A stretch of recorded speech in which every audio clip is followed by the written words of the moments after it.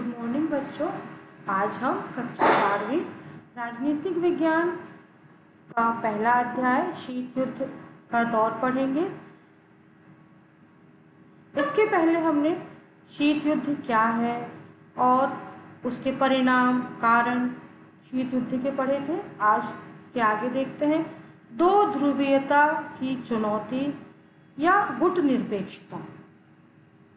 हम देख चुके हैं कि किस तरह शीत युद्ध की वजह से विश्व दो गुटों में बंट गया। इसी संदर्भ में गुट निरपेक्षता ने एशिया, अफ्रीका और अमेरिका के नव स्वतंत्र देशों को एक तीसरा विकल्प बना दिया। यह विकल्प था दोनों महाशक्तियों के गुटों से अलग रहने का।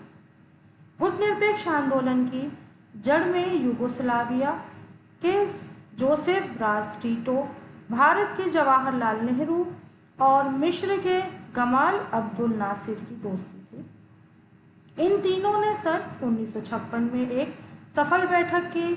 इंडोनेशिया के सुकर्नो और घाना के वामे एनक्रूमा ने इनका जोरदार समर्थन किया।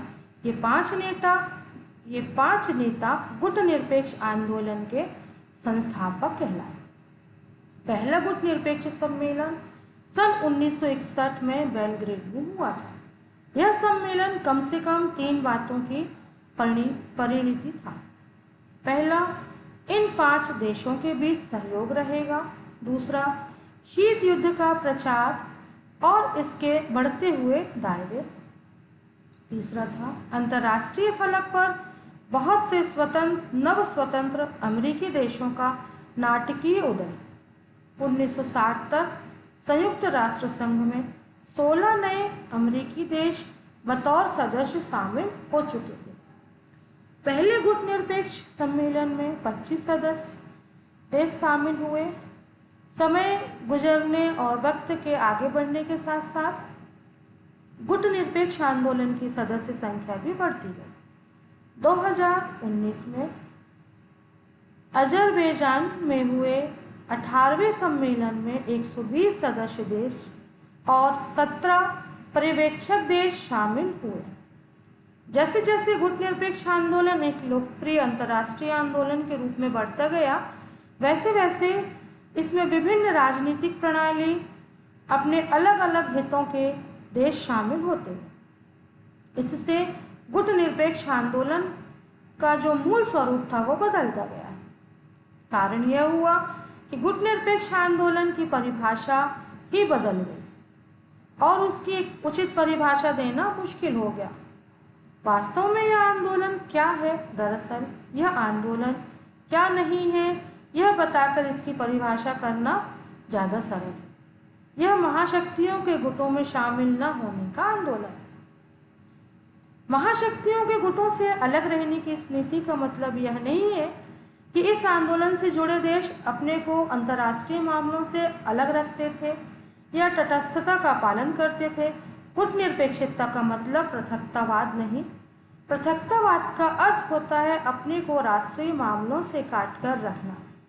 1787 में अमेरिका में स्वतंत्रता की लड़ाई हुई। इसके बाद जो पहला विश्व युद्ध की शुरुआत हुई, अमेरिका ने अपने को अंतर्राष्ट्रीय मामलों से अलग रखा। उसने पृथकतावाद की विदेश नीति अपनाई थी। इसके विपरीत गुट निरपेक्ष देशों ने, जिसमें भारत भी शामिल है, शांति और स्थिरता बनाए रखने के लिए प्रतिद्वंदी गुटों के बीच मध्यस्थता में सक्रिय भूमिका निभाई। गुट निरपेक्ष देशों की ताकत की जड़ उसकी आपसी एकता और महाशक्तियों द्वारा अपने अपने खेमे में शामिल करने का भरपूर प्रयास। ऐसे किसी खेमे में शामिल न होने के उनके संकल्प में है। अब देखते हैं गुट निरपेक्षता का क्या अर्थ है। गुट निरपेक्षता का अर्थ तटस्थता का धर्म निभाना ही नहीं। तटस्थता का अर्थ होता है मुख्यतः युद्ध में शामिल न होने की नीति का पालन करना। तटस्थता की नीति का पालन करने वाले देशों के लिए यह जरूरी नहीं कि वह युद्ध को समाप्त करने में मदद करें। ऐसे युद्ध में संलग्न नहीं हो और न ही युद्ध के सही गलत होने के बारे में उनका कोई पक्ष होता है। दरअसल इसके कई कारणों से गुटनिरपेक्ष देश, जिसमें भारत भी शामिल है, युद्ध में शामिल हुए और इन देशों ने एक दूसरों के बीच युद्ध को टालने के लिए काम भी किया और युद्ध के अंत तक प्रयास भी किए। नव अंतर्राष्ट्रीय आर्थिक व्यवस्था क्या थी? तो गुटनिरपेक्ष देश शीत युद्ध के दौरान महज मध्यस्थता करने वाले देश भर नहीं थे। गुटनिरपेक्ष आंदोलन में शामिल अधिकांश देशों को अल्प विकसित देश का दर्जा मिला था।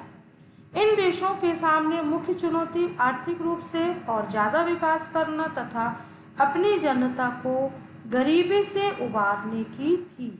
क्या थी? अपनी जनता को गरीबी से उबारने की थी। नव स्वतंत्र देशों की आज़ादी के लिहाज से भी आर्थिक विकास बहुत महत्वपूर्ण था। बगैर टिकाऊ विकास के कोई देश सही मायनों में आज़ाद नहीं रह सकता। उसे धनी देशों पर निर्भर रहना पड़ता। इसमें वह उपनिवेशक देश भी हो सकता था जिसमें राजनीतिक आज़ादी हासिल की गई। इसी समझ से नव अंतर्राष्ट्रीय आर्थिक व्यवस्था की धारणा का जन्म हुआ। 1972 में संयुक्त राष्ट्र संघ के व्यापार और विकास से संबंधित सम्मेलन towards new trend policy for development शीर्षक से एक रिपोर्ट प्रस्तुत की गई। इस रिपोर्ट में वैश्विक व्यापार प्रणाली में सुधार के कुछ प्रस्ताव रखे गए। तो यह सुधार थे अल्प विकसित देशों को अपने उन प्राकृतिक संसाधनों पर नियंत्रण प्राप्त करना होगा जिनका दोहन पश्चिम के विकसित देश करते हैं।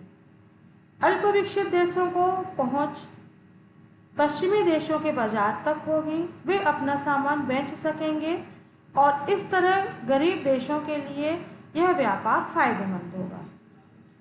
तीसरा है, पश्चिमी देशों से मंगाई जा रही प्रौद्योगिकी की लागत कम होगी और अल्प विकसित देशों की अंतर्राष्ट्रीय आर्थिक संसाधनों की भूमिका बढ़ेगी।